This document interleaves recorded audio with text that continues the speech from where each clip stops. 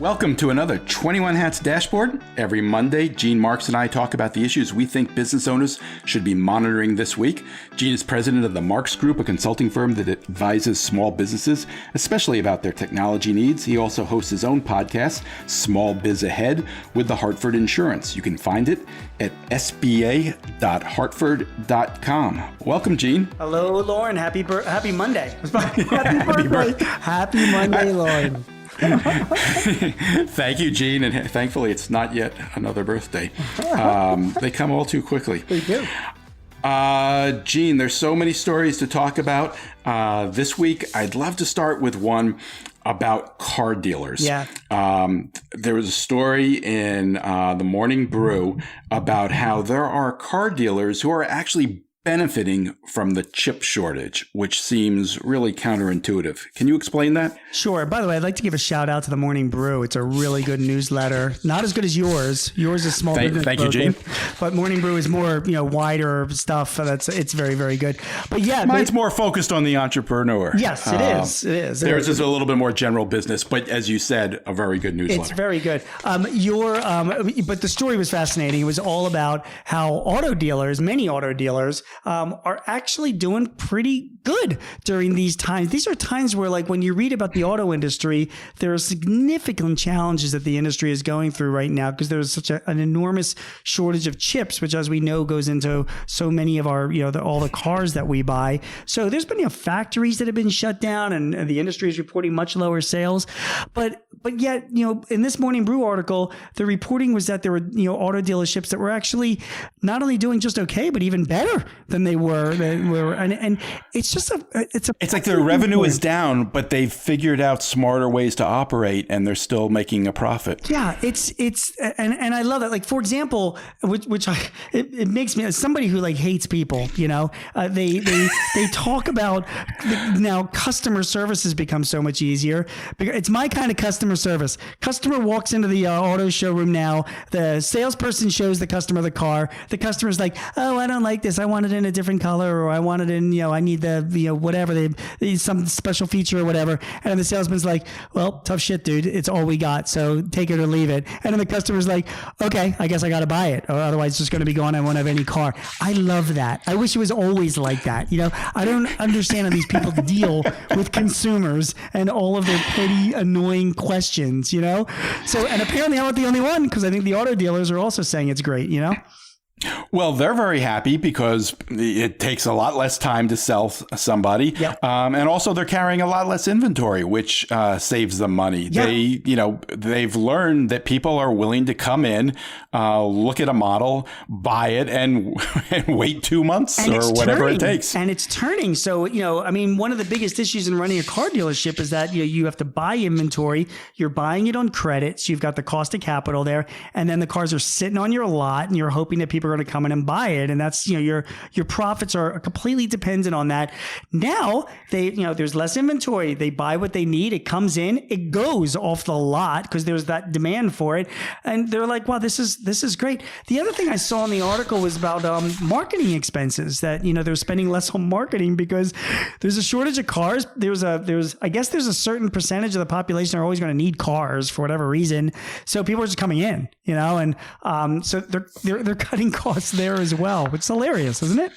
It is. So one of the things I've loved doing over the past few months is finding businesses in different industries that are figuring out ways to do things that they probably should have been doing all along. Yep. They are forced out of their usual patterns. They're trying different stuff, and some of it's working.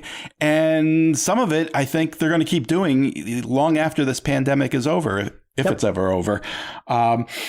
Do you think there are lessons being learned here by the car dealers that they will stick to? There is. I don't know in this industry if it's going to continue on like this. I still say, if you were to ask car dealers, would you rather have this situation or 2019? They're going to say 2019. So, I think that when the chip shortage it gets resolved, and it will get resolved. And when more cars are available, customers are going to come on back, and they're going to be back to being assholes again. And then, the car salesmen are going to have to, whatever, deal with that. But the good news I'm is, starting to understand why you're not in a retail business. Gene. I would be absolutely terrible in a retail world. But listen, I mean, these salespeople, this is what their job is. It's just been a lot easier for them. So I think the inventory issues are going to come back as well, because the competition is going to come back. They're going to have to start spending more on marketing. I just think it's going to all go back now. Although, what they're doing now is kind of like the Tesla model, and it's working for Tesla. Yeah, well, yes and no. I mean, I just don't think that it's going to have that big an impact on this industry. Listen, like so many other things, maybe I'm wrong, but I tell you what, you use the example of like business. The biggest example, of course, is work from home. I mean, how many of my clients refuse to listen to their younger employees and have work from home benefits, and then pandemic comes and they all learned like, shit, I guess we could have this, and it works, and it's an attractive benefit to offer. Or restaurants that are offering more delivery services and contactless ordering. And I always wondered, Lauren, when I go to order a meal at a restaurant, you've been to England, right? I mean, you go to London and you order a meal, the server comes to your thing with a mobile device. This for years, and you just pay at the table and you're out of there. And in the US, it's never like that until the pandemic came, and now everybody's digitizing. So I do think you're right. The pandemic has changed a lot of businesses. I'm not sure about the auto industry though. All right, next story. Last week, we experienced this Facebook outage, which was kind of amazing. Facebook, Instagram, WhatsApp all went down. Some important lessons, I think, in that for businesses that use those platforms. What do you think? Yeah, I mean, I think that, listen, Facebook is controlled by the Russians, so avoid it. That's the lesson. No, I'm just kidding, of course. The biggest issue with Facebook, of course, is that it's vulnerable. They're all vulnerable. And this wasn't just Facebook. It was, WhatsApp. Well, this was self-inflicted. It wasn't even a hack. Yeah, I mean, it can happen. I mean, this is, people think that these companies are impenetrable, and that is just not the case. I mean, there are thousands of satellites flying on top of us, right now. And, again, I read all the time about some solar storm or some, comet that's going to fly by Earth and they're going to render our satellites, ineffective or whatever. I mean, it is a very fragile system that we are all relying on. The internet is very fragile. There are a lot of things that can take it down, self-inflicted as well as external forces. And if you're running a business, you have to keep that, in mind. You've got to have a backup plan. Have you ever you've heard of Telegram, right? I've heard of it. I don't know much about it. It is an encrypted messaging app that competes with WhatsApp. And apparently on the day that WhatsApp couldn't be used, 70 million people signed up for Telegram, and I think some of them were Facebook employees in the headquarters. It could have been. I mean, it's just there are alternatives that are out there. A lot of people just don't think twice about it. They rely on WhatsApp. But, then when it goes down, luckily enough, they could turn to Telegram. If the entire internet goes down worldwide, that's another issue altogether. So listen, these platforms have their own rules and they have their own guidelines. They're inconsistently applied and they are also vulnerable. And we have to be aware of that. Are there still businesses, I assume none of your clients, but I'm pretty sure there's still businesses that rely entirely on Facebook as if it's their website. Yeah, there are. And there are, if you look at like businesses that are banned from Facebook, that list grows all the time. People selling weapons, people selling same-day loans, people selling, nutrients, things like that. If you're basing your entire business and livelihood around Facebook or Instagram, if you rely on the advertising that you do there, or if you use WhatsApp as messaging for your business, you have to have a backup plan. You have to have an alternative platform to go to, because these things are going to happen. And even if you're just using it for advertising, if that's the way you reach your customers, if that's the way you reach your customers, you're vulnerable. Yep, that's exactly right. So, there are stories all around the world of small businesses that were, that were down for an entire day when Facebook was down, and they're complaining and they're, concerned about it. A lot of these businesses don't even have websites. I mean, come on, man, you gotta have a backup plan. It's funny. I say that, Lauren. Meanwhile, like I use my CRM system is Zoho, which is great, and we completely rely on it. And like, Jesus, when that goes down, we're stuck. This is the problem of being in the cloud, is that we are vulnerable to these things, and every business has got to have a plan as to what they're going to do. Mine is just open up a bottle of Jack Daniels. Gene, you wrote about CRMs this week. You said there's a new development that could be something of a game changer for smaller companies. Tell us about that. Yeah, I think it is.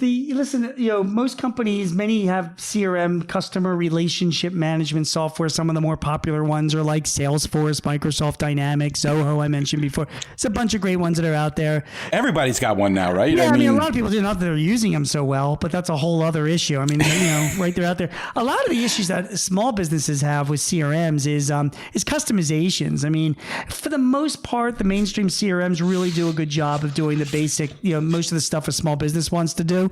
But there are countless small businesses that have unique needs, and they need it to be customized. And when they need to do that, they got to hire a programmer. And these programmers, right? I mean, they sneeze and they've incurred 4 hours. Can you give us an example? What's a unique need? So you're a business and you're selling equipment, and you want to have all of the equipment in your CRM system, and then match it up to the customers that own it, and then you want to make sure you get alerted whenever there's like a maintenance need specific for that equipment, and so these are all sort of like specific things. Now, some of the CRM systems can accommodate most of that, right? But others, like, okay, you're going to have to create a separate part of that CRM system, a separate module to accommodate that, so that you can have equipment as well as customers in your database, right?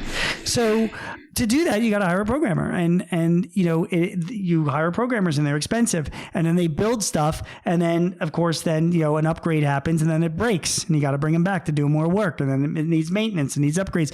There's this new thing, with CRM, the new generation of CRMs. I wrote about a company called Creatio, Creatio. They're called low-code CRMs, which means that they come with all of these blocks, all of these tools for doing all these customizations, like built-in code already written for you that you can change just through the interface of the CRM and then launch it yourself. And they're designed for the layman, so that you don't have to hire a developer to come in and do the work. Really, for a layman? No, not at all. Okay. There's no way you're doing it, Lauren, and there's no way I'm doing it, to be honest. But I'll tell you this much, Lauren. Okay, if you do need it, you would still need to hire one of those developer guys, or at least somebody familiar with the application. Yeah, you're going to be paying them $1 million an hour or whatever they charge, but it should be a lot less time they take rather than writing something up from scratch. Do you know what I mean?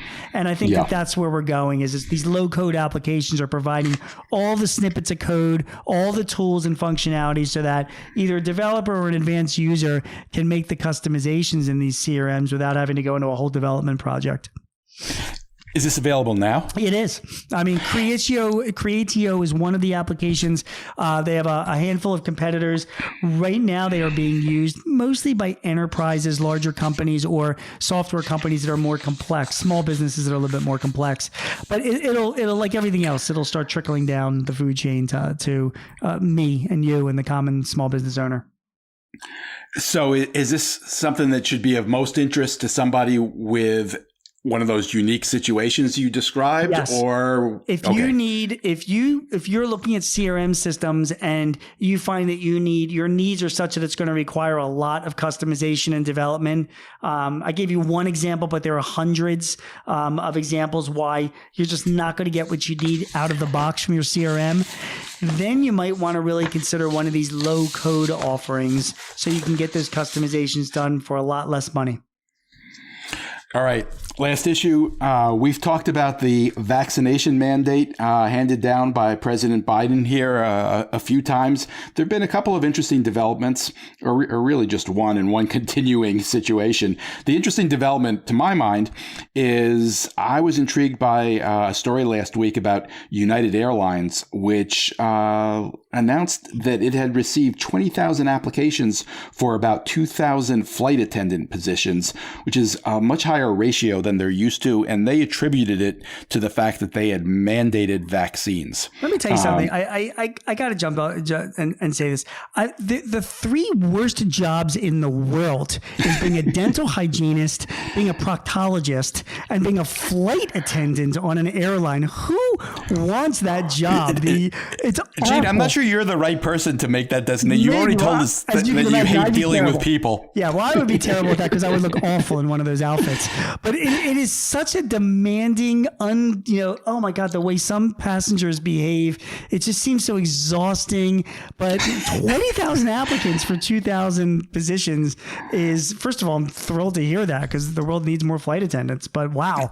But your point, well, though, it's somewhat counterintuitive. I mean, I think the expectation was that airlines might be desperate if they actually exercise the mandate. That's what I thought as well. And, it really opens your eyes. You're like, hey, you know what?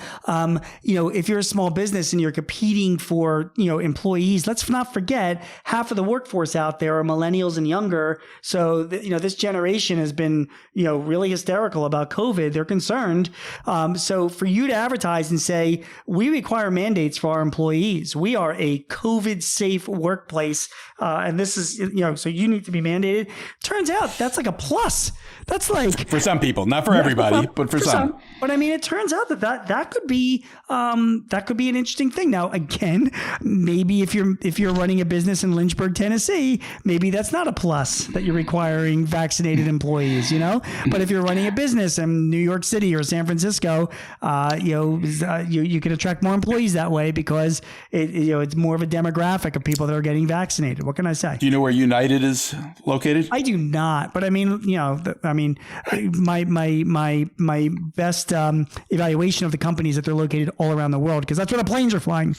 Right. So it can happen anywhere. When we first talked about this, you raised some excellent questions. You pointed out that, kind of the devil's in the details. It depends on how this is handled. And here we are 2 or 3 weeks later. And I think we're still in the same situation. In fact, the U.S. Chamber of Commerce put out a list of questions this week that had some really good questions on it, including, will it be 100 employees for the entire business or 100 employees per location? Yep. How do you count independent contractors? I was curious, what if you have 100 employees and you have to follow the mandate, but you lose 10% of your employees as a result of following the mandate? Right. Then what happens? Do you no longer have to follow the mandate? Yeah, first of all, I just want to say I did not raise those questions. These questions were raised by my clients. I am just the vessel. I'm not smart enough to come up with that stuff on my own. And these are all the things they're saying, like, what are we going to do? OSHA has not published the rules yet, so that's an issue. And here's the thing. The first thing that came to my mind when President Biden said, it's 100 employees or less, and there's going to be these rules.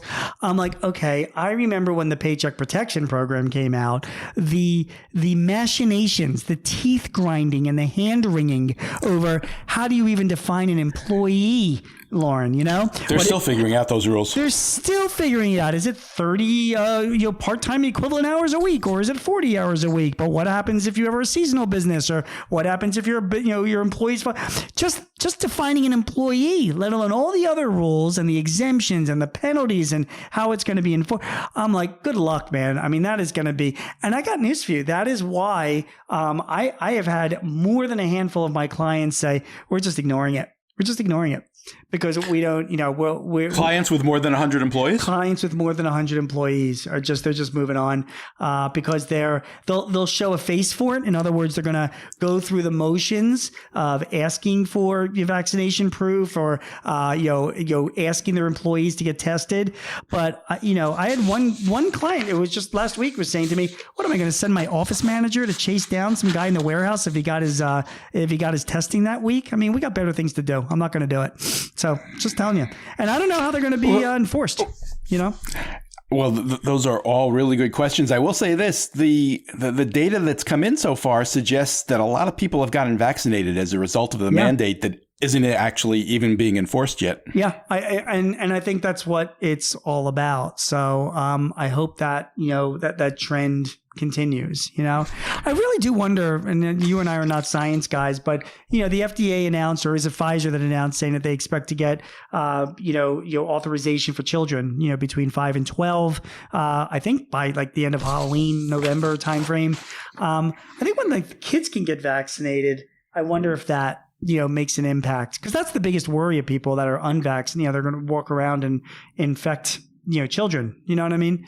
So their children. Yeah, their children and other people's children. So I don't know. It's just it's a big issue. And on top of all of that, I mean, the whole vaccination mandate is so mirrored in other issues, Lauren. I mean, there's HIPAA and privacy violations. You're like asking people about their health activities. You know, like, you know, it has nothing to do with what OSHA does. You know, it's supposed to be the safety of the workplace. Apparently, the rules. Do you have to require vaccination of somebody that's working from home? You know, I mean, what does it have to do with OSHA in the workplace? That is one of those details that has not been determined. There's going to be lawsuits all over the place, which is why I've got clients and readers and business owners who are just like, forget it, man. This is going to be overturned. We've got a business to run. I can't sit there and, you know, go too crazy over this. Just saying. All that's what I'm saying. Thank you, Gene Marks. Always great speaking with you. Always great, Lauren. We'll talk to you next week. You can learn more about Gene's business at marksgroup.net, and you can hear his weekly podcast, Small Biz Ahead, at sba.hartford.com. Have a great week, everyone.